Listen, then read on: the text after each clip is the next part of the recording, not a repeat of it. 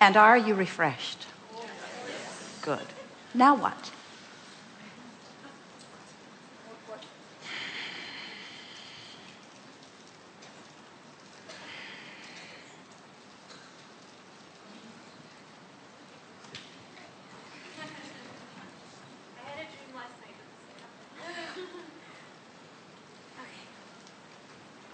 Dreams are manifestations too, aren't they? Yes. She said she had a dream last night.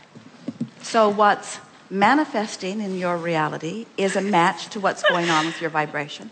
What manifests in your dream state is, were we really smart in your dream? Yes, always. I'm going to bring this. Okay, so I do hands-on healing with people, and our Reverend taught us that in order to become the perfect healer, you yourself must be fully healed.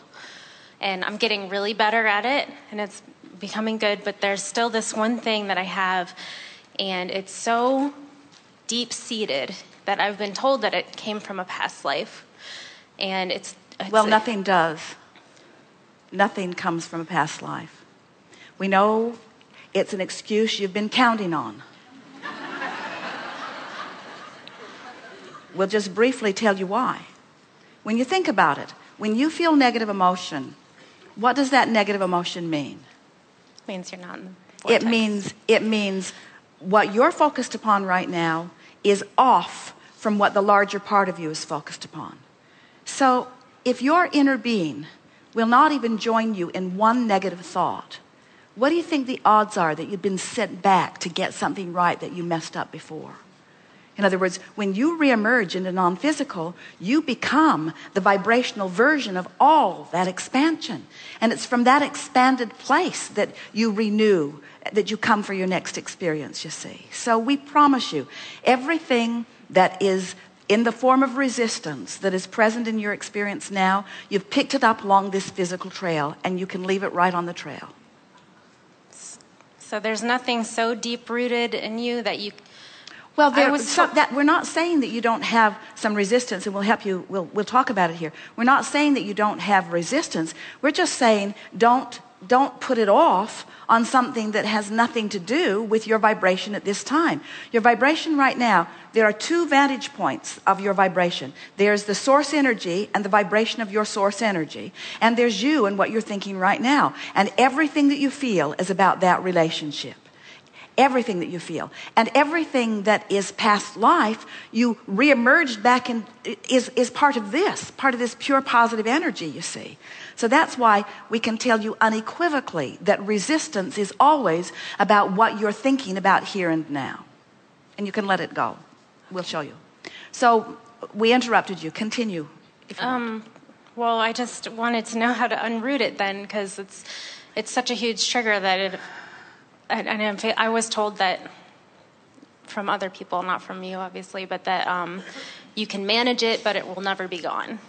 Like, it'll always be there in the back of your mind. You can kind of ignore it and gloss over it. Well, this is always true. Everything that you've lived, let's give you the big version of this. So prior to this life experience, you were source energy. And a part of that consciousness came into this physical body, and you know it as this personality. Mm-hmm. So you know what you don't want, and you know what you do want, and you keep sending these rockets where this larger part of you continues to expand. And that's been going on for a long time. This larger part of you is this expansive, magnificent, loving, pure positive energy being. So here you are having this vibrational relationship with this larger part of you.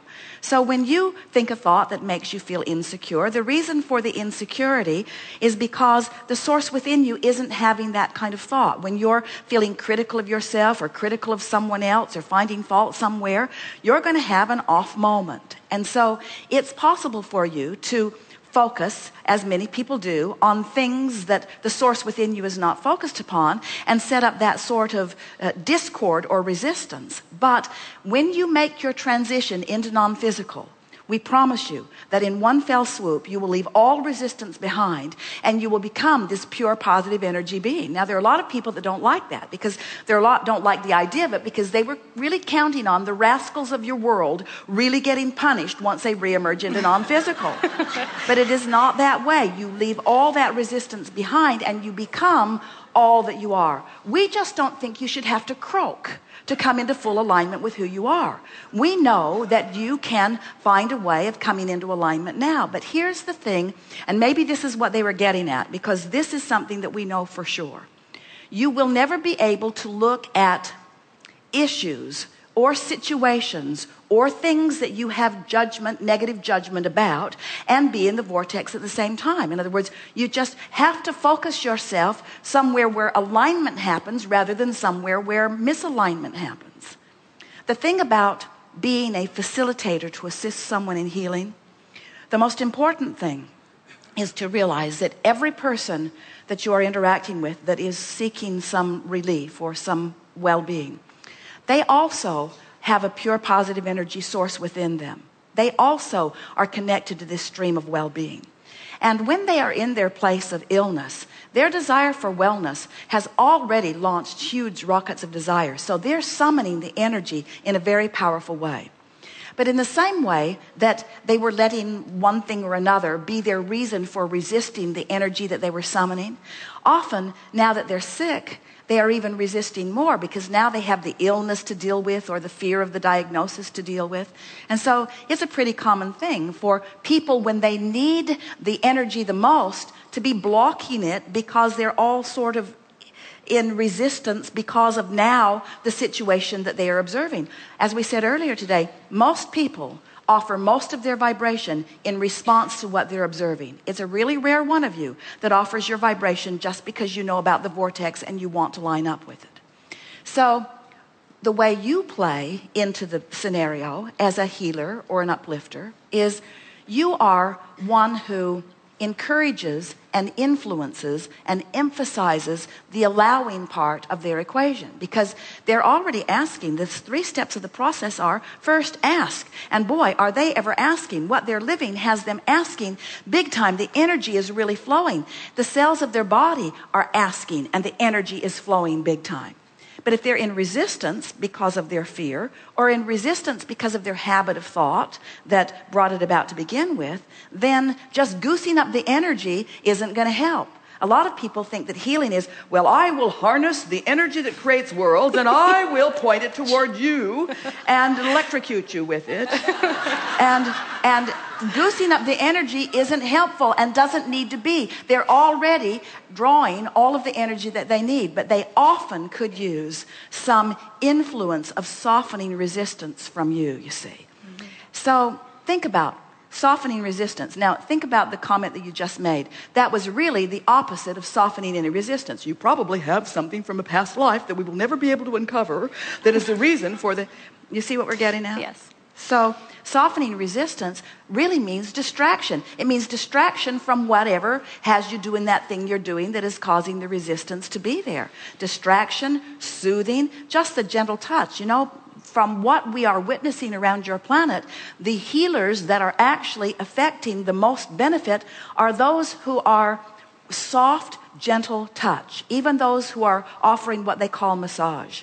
Because in the soft, gentle touch, there is a often relaxation and an allowing of the energy to flow that would be flowing without the facilitator of you being there, but you being there causes them to allow it in a way that they may not have before. So you, as a healer, and you are, tune in to where they're at, and then you just do your best to soothe energy. And you do your best to soothe their resistance with your confidence. In other words, when you know what we know about wellness, when you know that someone who's sick has launched a rocket and in their vortex they are weller than they've ever been, and when you know that all that needs to be done is a reestablishment of their connection with their vortex, when you know that, and you see yourself as a facilitator to reconnect them with their vortex, then staying off the subject of what's going on is a really good way of distracting them from whatever is bothering them, is a really good way by conveying to them your knowledge or your expectation of well-being, you see. Some years ago, we were visiting with a nurse who was asking what she might do to further facilitate the well-being of some of her patients.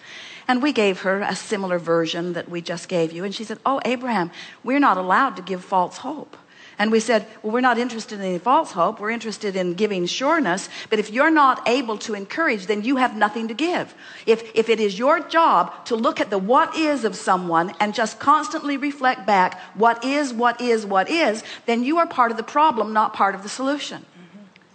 To be a healer, to be part of the solution, you have to know what you know. And can you imagine you being all tuned into that knowing and holding someone as your object of attention and feeling no fear on their behalf because you're completely focused upon their vortex, and then reflecting back your knowing? Can you imagine even the temporary little bit of relief that you might bring them? And that temporary little bit of relief, and then another, and then another, and then another, and another, and another, that is the magic that you have to offer. You can elicit from the sickest of persons a manifestation that will reflect your knowing. That's what healing is. You manifesting wellness because you know what you know, regardless of what anybody's looking at, you see. That's what healing is. It's amazing. Thank you.